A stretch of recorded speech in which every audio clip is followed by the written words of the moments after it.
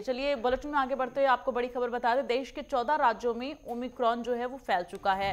14 राज्यों में 220 संक्रमितों की अब तक पुष्टि हुई है। केंद्र ने राज्य को एडवाइजरी जारी की है, जिसमें 12 बिंदुओं की एडवाइजरी जारी की गई है।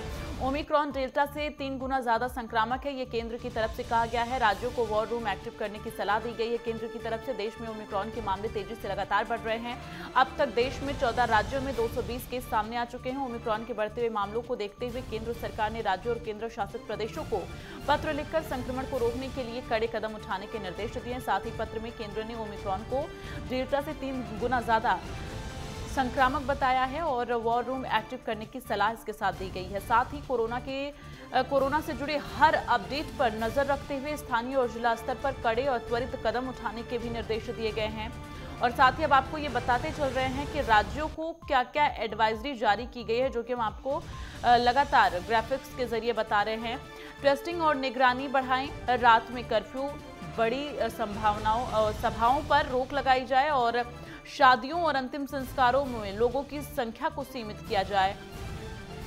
ये तमाम बिंदु हैं जिनको लेकर केंद्र की तरफ से एडवाइजरी जो जारी की गई है, इन बिंदुओं पर बात की गई है। जिला स्तर पर कंटेनमेंट जोन की सीमा तय करें, केसों की लगातार समीक्षा हो, अस्पतालों में सुविधाएं बढ़ाई जाएं, war room emergency operation centres को एक्टिव करें, केस ट्रेड्स यहां पर एनालिसिस किया जाए और साथ ही केस कम होने पर भी जिला और स्थानीय स्तर पर सक्रिय कार्रवाई करें।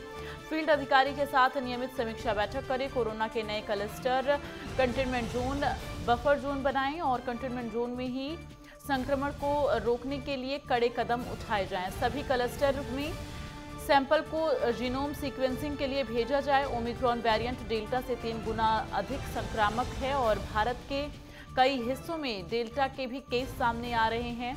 लोकल स्तर पर राज्य सरकारों को डेटा एनालिसिस के साथ सख्त और त्वरित फैसला लेने की जरूरत है। कंटेनमेंट जोन का चयन, टेस्ट, ट्रैक और सर्विलांस पर फोकस करें। Door to door case search, testing जैसी जरूरी कदम भी उठाए जाए। आरटी-पीसीआर टेस्ट की संख्या बढ़ाई जाए। कोरोना के सभी मरीजों के संपर्कों की टेस्टिंग की जाए और जिला प्रशासन विदेशों से आए यात्रियों की भी निगरानी करे। ये तमाम बिंदु हैं जिनके बारे में एडवाइजरी जो केंद्र की तरफ से जारी की गई है उसमें कहा गया है। ज्यादा जानकारी के लिए सीधे रुख करेंगे, विवेक दीक्षित संवाददाता हमारे साथ लाइव जुड़े हैं। विवेक, जिस तरह से ओमिक्रॉन के मामले अब बढ़ते जा रहे हैं, ऐसे में केंद्र की तरफ से एडवाइजरी जारी की गई है। तमाम ऐसे बिंदु हैं, महत्वपूर्ण बिंदु, जिन पर अमल करना राज्यों को बहुत ज्यादा जरूरी हो जाता है। जिले स्तर पर जो अधिकारी हैं उनको भी इन तमाम बिंदुओं पर अमल करना बेहद जरूरी है। बिल्कुल दीप्ति, मैं आपको बता दूं जिस तरीके से लगातार ओमिक्रॉन जो है उसकी संख्या बढ़ती हुई नजर आ रही है। उसके बाद अगर हम बात करें कोविड की, तो कोविड की भी जो मामले हैं वो लगातार दिल्ली में बढ़ रहे हैं। अगर कोविड की हम संख्या बात करें तो 550 संख्या पार कर चुका है। कोविड के जो संक्रमित के पेशेंट थे वो लगातार उनमें वृद्धि होती नजर आ रही है। और सबसे बड़ी बात यह है कि 24 घंटे की अगर हम बात करें तो 102 नए मामले आए हैं कोविड के। तो उनको देखते हुए कहीं ना कहीं जो दिल्ली सरकार है उसकी चिंताएं बढ़ी हुई है और उसको देखते हुए कहीं ना कहीं दिल्ली सरकार एक्शन में नजर आ रही है। दिल्ली सरकार ने अभी डीडीएमए की बैठक भी की थी, उसमें स्वास्थ्य मंत्री उपराज्यपाल भी शामिल थे और दिल्ली के स्वास्थ्य मंत्री और केजरीवाल जो सीएम है वो भी उस बैठक में शामिल थे। हालांकि जिस तरीके से यहाँ पर लगातार अगर हम बात करें दिल्ली में 24 घंटे के अंदर 30 पेशेंट अगर बढ़ते हैं तो कहीं ना कहीं सरकार की चिंताजनक बात है।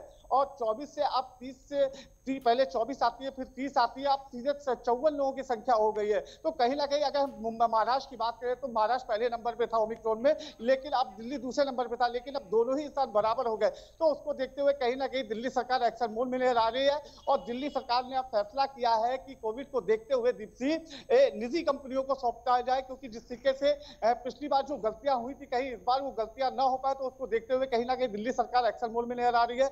दिल्ली सरकार जो है वो निजी कंपनियों को अब ये काम देगी। कोविड को जो घर में जैसे कि अगर 1200 पेशेंट निकलते हैं तो 800 पेशेंटों का इलाज होम इंश्योरेंस घर पे ही हो सकता है। तो उसको देखते हुए कहीं ना कहीं निजी ठीक कंपनियां है हैं विवेक, ऐसे में ये भी जानना अहम हो जाता है क्योंकि केंद्र की तरफ से जो एडवाइजरी जारी की गई उसमें ये भी कहा गया है कि रात में कर्फ्यू लगाया जाए और साथ ही जो भी बड़े कार्यक्रम हो उनमें संख्याओं को सीमित किया जाए। ऐसे में अभी दिल्ली सरकार की तरफ से कुछ जानकारी मिल पा रही है कि दिल्ली सरकार इस पर कुछ एक्शन ले? क्योंकि अगर हम जिक्र करें इससे पहले जब सेकेंड फेज हमने देखा था कोरोना का, उस टाइम में दिल्ली में सबसे पहले लॉकडाउन लगाया गया था। तो क्या दिल्ली सरकार की तरफ से ऐसे कुछ अहम कदम उठाए जा सकते हैं?